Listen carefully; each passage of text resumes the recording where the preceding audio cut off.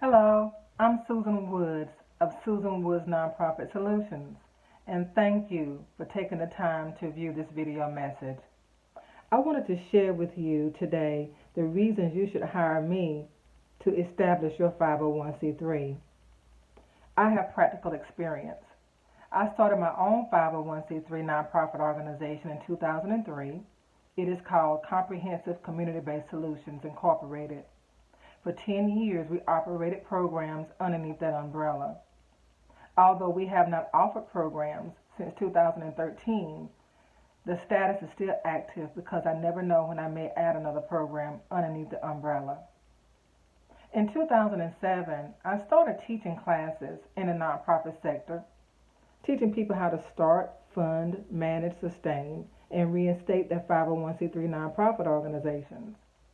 I host free classes on the third Saturday of each month from 10 until 2. During this time frame, I've always been asked, well, how do you get started? What do you do? What steps do you need to take? And I incorporated those answers in my classes, but it still didn't seem like it was good enough. So in 2010, I was approached by a church that expressed an interest in turning their church into an official 501c3 nonprofit organization. So, of course, I went to the church and I said, okay, I'm happy to teach a class. Would you like for me to facilitate the class here on site, or would you like to come to the library, things like that? And they immediately said, no, we don't want to learn how to do it. We want you to complete the application packet for us. And that is what got me started, completing the application packets for clients in 2010, and I've been doing it ever since. I started locally. I live in South Carolina, so I started completing the application packets in South Carolina and then North Carolina, of course, and then it just expanded. Now I complete application packets for clients across the United States, and I am proud to say I have a 100% approval rating from the Internal Revenue Service, and I have completed application packets for 78 clients thus far. So, why should you give me a chance? Why should you hire me to establish your 501c3? Well, I have a strategy that apparently works. The first thing I do is I request a 1 hour phone consultation with potential clients.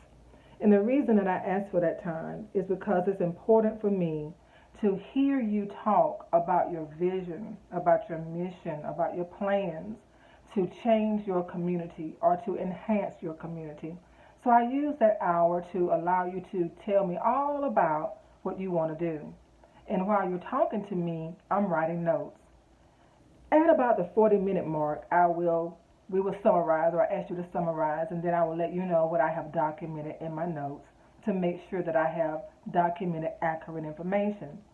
Now, while you are sharing your vision with me, I am also thinking to myself, I wonder if this is going to fit within the IRS guidelines. Because you see, the IRS has what it calls 8 purposes that it uses to determine whether or not an organization qualifies to even apply for 501c3 status. So if during our conversation I determine that based on what you share with me, you don't qualify to apply for 501c3 status, I tell you and I explain why. However, if you do qualify to apply for 501c3 status, then we talk about it and I explain how you qualify. And then I will ask you if you would like to use my services or if you want to hear more about my services. And if you do, I explain the next step. My fee is $1,000 to complete an application packet from beginning to end. Now, the official IRS name for the 501c3 application packet is the Form 1023, Application of Recognition of Exemption. And I complete the standard version. I do not do the 1023EZ. Now, if a person says, okay, that fee is fine with me, what are the next steps? The next step would be I would send a contract to the client for the client to read, because the contract will list all of the tasks that I complete on behalf of the client.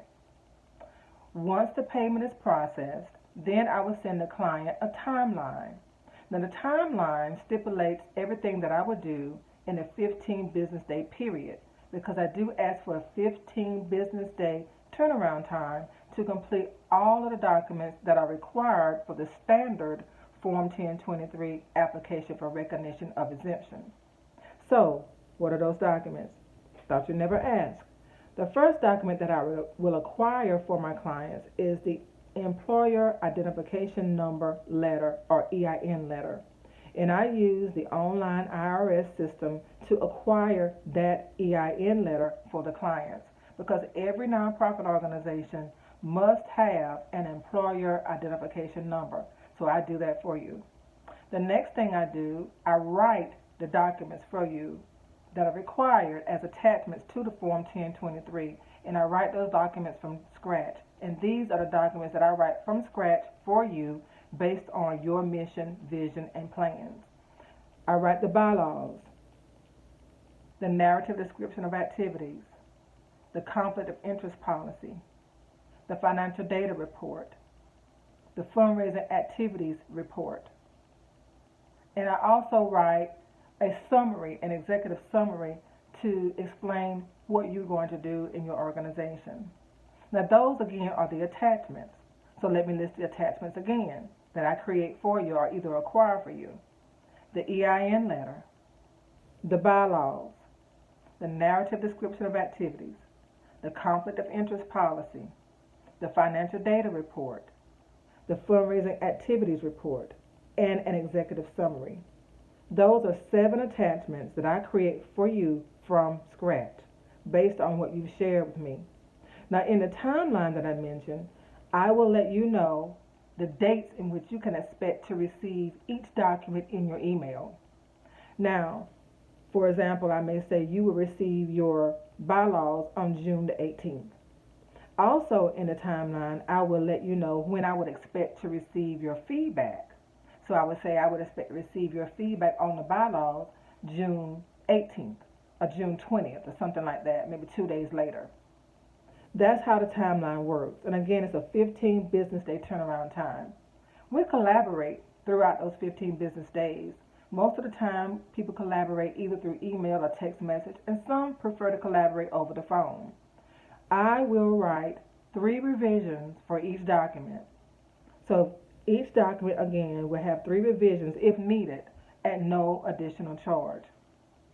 I also file your Articles of Incorporation application with the Secretary of State office in the state in which you plan to operate.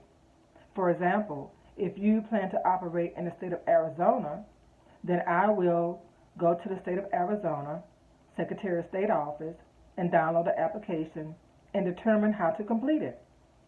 And that's for every state in the United States. And believe me, I have helped clients in 18 states so far, and every state has a different process to filing the Articles of Incorporation. But guess what? I do that for you at no additional charge. And that's a totally separate process.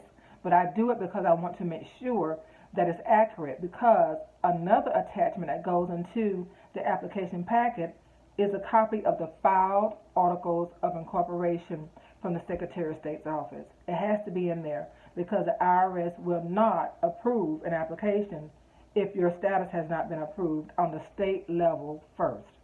So those are the things that I complete for you in your application packet for only $1,000.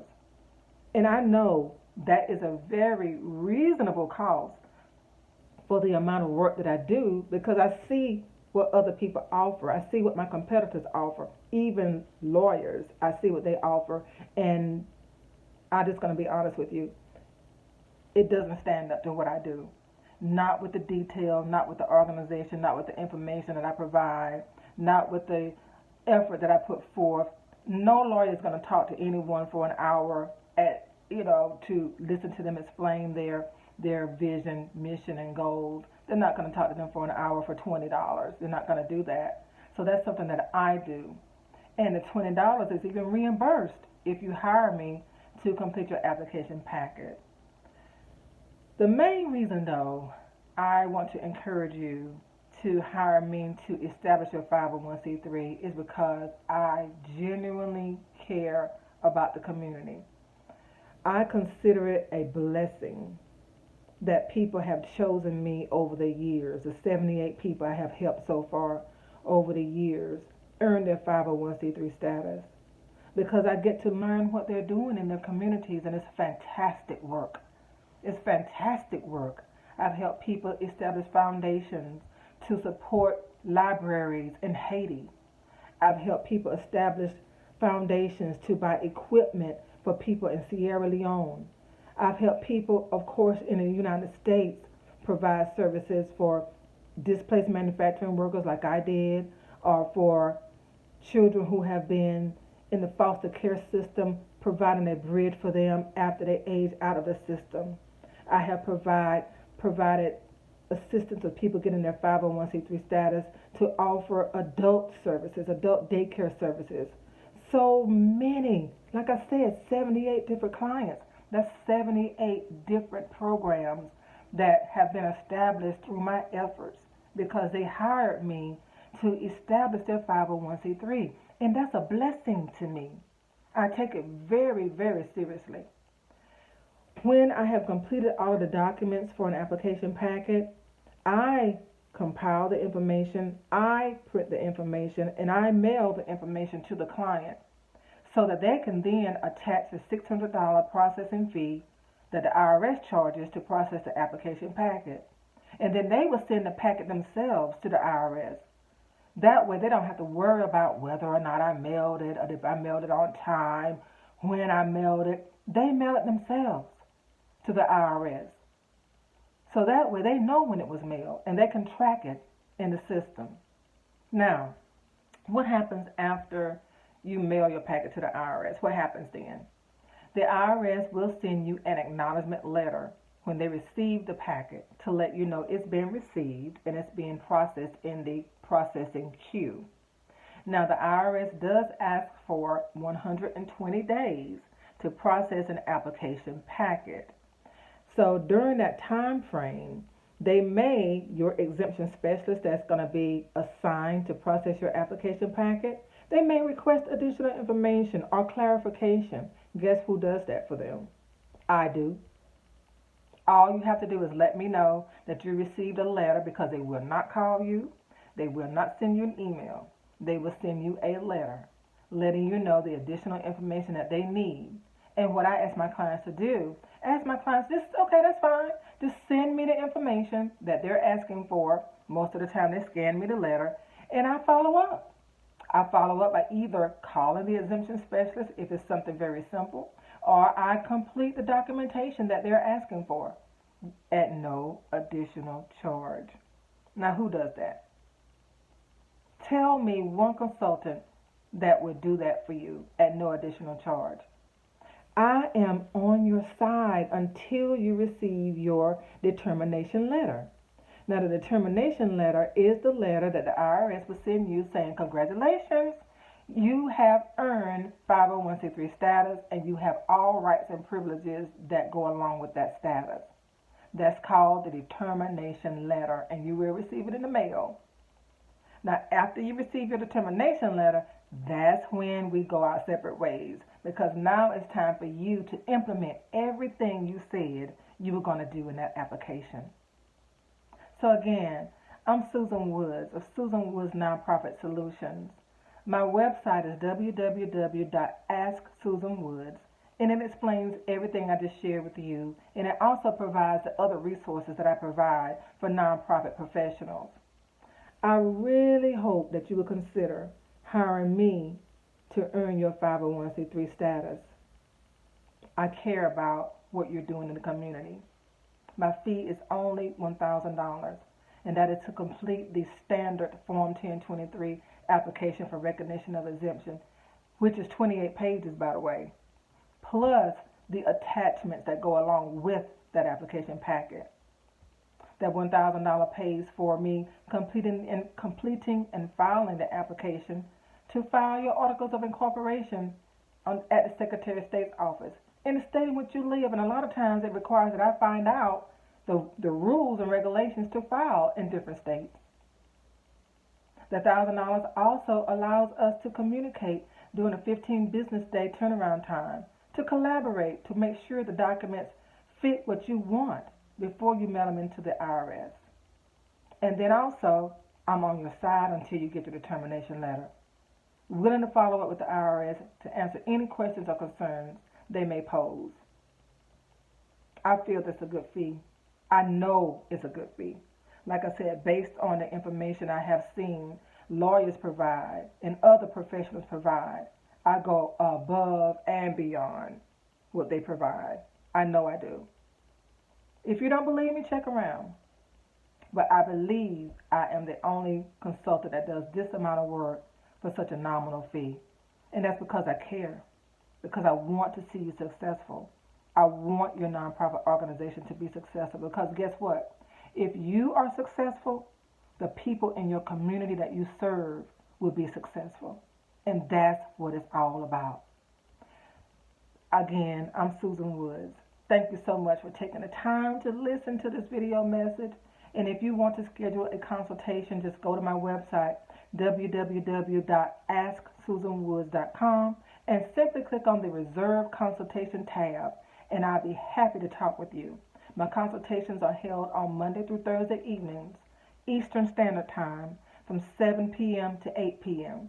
So go ahead, choose a time that best fits your schedule, and I hope to talk to you soon. Thank you again, and have a wonderful rest of your day.